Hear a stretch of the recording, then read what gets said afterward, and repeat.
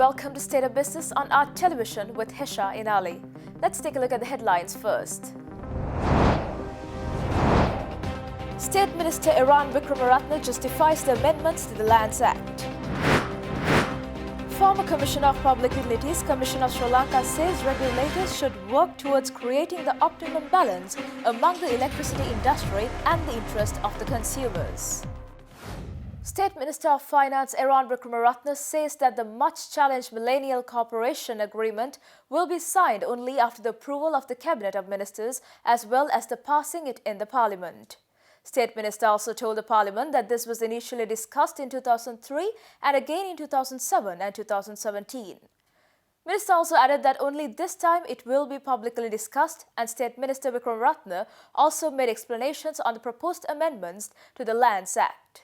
I think every human being is equal. Every human being, every citizen is equal. Often we take upon ourselves that we have to protect vulnerable sections of the population. And in our attempt to protect these vulnerable sections of the population, we actually disenfranchise them. The way a country will develop is if people have a right to their property. All of us in Parliament have, I'm sure, all 225 members in Parliament have some kind of freehold land in this Parliament. Why are we depriving the other population of this country in having a freehold plot of land? Why are we trying to say that we are protecting them by not giving them the freehold plot of land? We will create a cadastral map which is an inventory of all state lands which will be accessible to everybody. We'll improve the valuation of state and private lands by improving data collection to support it through the computerized method. Thirdly, we will improve the deeds registry by digitizing existing records and linking them to the digital parcel of information, in other words, an e-land registry. Issues such as the importance of the regulators on protecting the consumers and policy changes required to ensure the independence of the regulators were highlighted at a public seminar organized by the Association of Scientific Technical Workers and the Association of Public Services of Professional Association of Sri Lanka on Wednesday. Now the discussion started doing rounds after the proposed amendment to curtail the economic and technical powers of the Public Utilities Commission of Sri Lanka, the electricity sector regulator, and take over some powers to the Ministry of Power and Energy. Now we have Professor Rohan Samarajiva elaborating on this issue of the regulators and being independent and accountable. So the whole point is to make this independent and accountable. That's the basic rule. Huge amounts of money are involved, right? Because of that, we say make it independent and accountable. One example on the independent side is one of the things about infrastructure is that it goes beyond the term of a single party being in power. So what you want is both sides of the aisle, the different political parties, having some stake in long-term stability of processes. So in this design, what we had is a staggered vacancies, so that every year vacancy would come. So if you see party A was in power and they appointed 5 people, fine. But then they lose power and the next year one vacancy comes up. Now the new people can appoint one person. Next year another vacancy comes. Now they can appoint a second person. Third year, now they got the majority on a 5% panel. Now you see how the independence works. They have to go through the Constitutional Council, they're difficult to remove. So that's the basic, just that one example on independence. And on the other side, on accountability, which is necessarily has to go together with independence. You have to have an organization that's very transparent, that publishes regulatory manuals, says what their priorities are, conducts public hearings, etc. Now in India, there is a rule that the regulator cannot do certain things without conducting public hearings. Meanwhile, former Commissioner of Public Utilities Commission of Sri Lanka and the former Vice-Chancellor of University of Moratuwa, Professor Rahul Atalage, stresses that the main responsibility of the regulators is working towards creating the optimum balance among the government policy, electricity industry and the interest of the consumers. We'll have to work towards the optimum balance. I use the word optimum balance among the government policy, interest of the electricity industry, in this particular case highlighting the electricity industry, and the consumer. So it's the correct optimum balance between the three, which is not an easy task in practical terms to satisfy. Key activities are licensing, inspection, regulatory and consumer affairs. And the structure of the internal structure, organization structure of the CUC is based on these key functions, and it is available in the annual report and also on the website. JVP leader parliamentarian Anura Kumara Dissanayake yesterday told the parliament that the country would stand to lose around 776 million rupees in a period of 6 months due to the cabinet decision of reducing the ground handling charges at the Bandaranaike International Airport. Raising a question under Standing Orders 27/2 in Parliament yesterday, the JVP Anura Dissanayake said that reducing the ground handling charges at the BIA would not attract more tourists to the country. The parliamentarian said that the cabinet decision will not bring any result as it does not bring any relief or concession on the passengers but the airline companies. He also highlighted that so far not a single airline company announced that they are to reduce ticket price or offer more seating facilities for the passengers. The JVP leader also pointed out that due to the reduction in ground handling charges alone, Sri Lankan Airlines would lose around $710,000 monthly, and the end of the concession, the country would stand to lose around $4.3 million or 776 million rupees. JVP leader Anura Kumara Dissanayake also observed that the decision was purely a political decision which brings no benefit for the country but causes huge losses to the government. Stay tuned for more news after this break.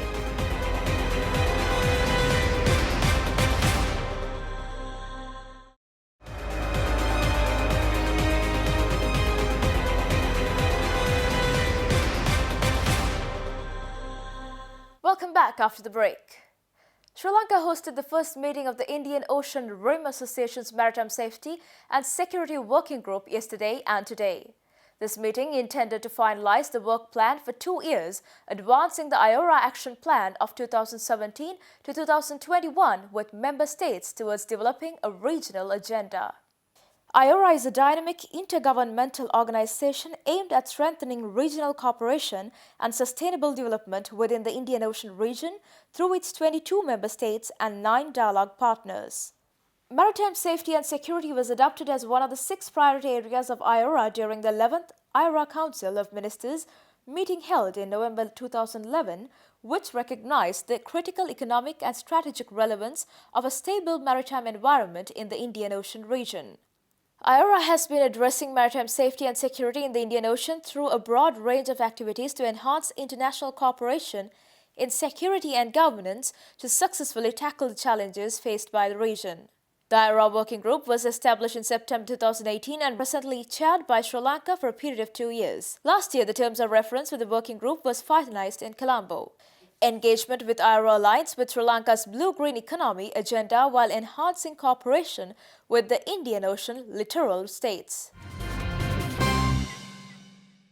According to the reports of the Disaster Management Centre, 17 houses were fully damaged and 1,120 houses were partially damaged due to the strong winds blown the day before yesterday. Now we have the Deputy Director of Disaster Management Centre, Pradeep Kodipilli, giving us an extensive report on the repercussions of the wind blown and precautionary measures to combat future natural hazards.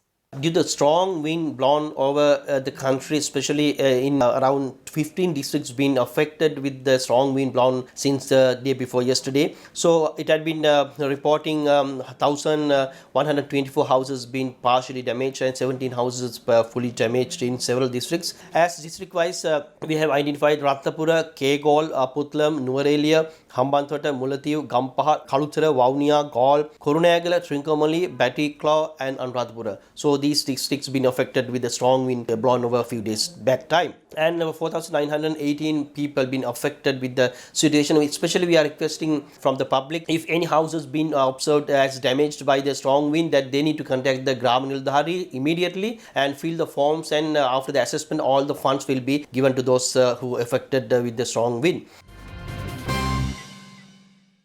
Let's take a look at a few more stories for the day in brief. Sri Lankan Airlines suspended operations to Cochin, India till Sunday, August 11, 2019, following the closure of the airport due to floods. Thus, Cochin Airport Authority Limited announced today that all aircraft operations were suspended at Cochin Airport till 3 p.m. on Sunday. Due to prevailing adverse weather conditions, a red alert was issued to 4 western states of India, namely Kerala, Karnataka, Maharashtra and Gujarat.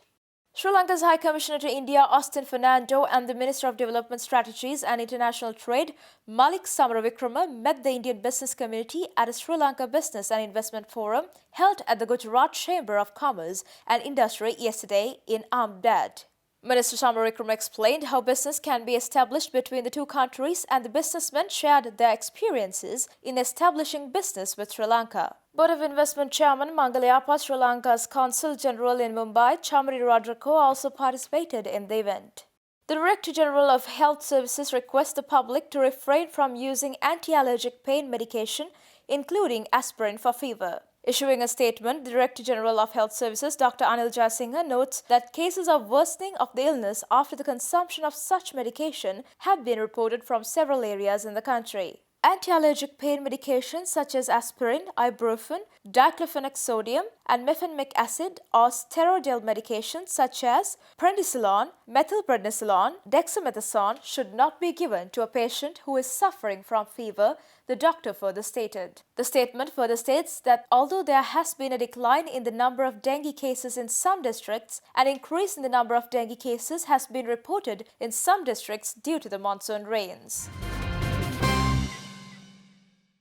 And now we have a subject expert at First Capital Holdings bringing you a review on the stock performances for the past week and a stock forecast for the coming week.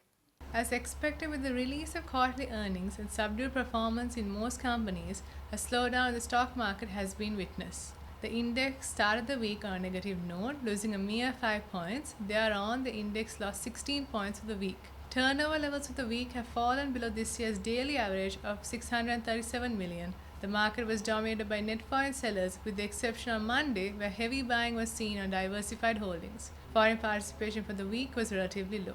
We expect a bit of slowness in the equity market, since weak corporate results released this week are likely to create a slowdown in the investor sentiment. Selective buying interest may continue in selective counters where earnings are unlikely to be affected. Foreign interest is also likely to be at a low level, while the overall market activity is also expected to be weak with low retail participation. Stay tuned for stock updates after this break.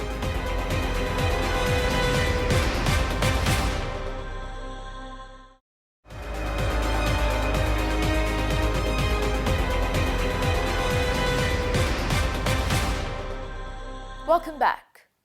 Trading at Colombo Stock Exchange ended on a positive note today. The All Share Price Index gained 64.85 points to close at 5,943.11, and the S&P SL20 gained 69.58 points to close at 2,955.37. The turnover was 1.1 billion rupees and over 53 million shares were traded. Up next are Forex rates.